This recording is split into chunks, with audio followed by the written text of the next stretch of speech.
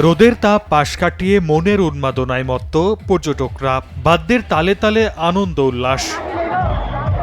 ঈদের চতুর্থ দিনেও সাভারের আশুলিয়ার ফ্যান্টাসি কিংডম ও নরসিংদীর ড্রিম হলিডে পার্কে সকাল থেকেই বিনোদন প্রেমীদের উপচে পড়া ভিড়। ছুটির সময় সব ভাই বোনদের নিয়ে আসছি, মেয়েকে নিয়ে আসছি, একসাথে অনেকে এসেছি এবং ভালো লাগছে। ইতিহাসের নিদর্শন দেখতে বাবা মায়ের সঙ্গে বগুড়ার মহাস্থানগড়ে এসেছে শিশুরা। এছাড়া ঝিনাইদহের জোহান ড্রিম ভ্যালি পার্ক, তামান্না পিকনিক স্পট, খুলনার জাতিসংঘ শিশু পার্ক, রংপুরের কেন্দ্রীয় চিড়িয়াখানায় ভ্রমণ পিপাসুদের ভিড়। বাঘ দেখলাম, হরিণ দেখলাম, গাধা দেখলাম। বাচ্চাদেরকে তো খুব একটা সময় দেওয়া যায় না, ঈদ উপলক্ষে একটু সময় দিচ্ছি। পাহাড় আর ঝর্ণার মিতালি দেখতে পার্বত্য জেলার রাঙামাটি ও বান্দরবানে ছুটে এসেছেন অনেকে।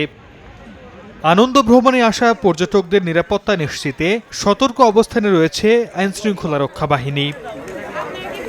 সর্দার মোহাম্মদ আরিফ, সময় সংবাদ।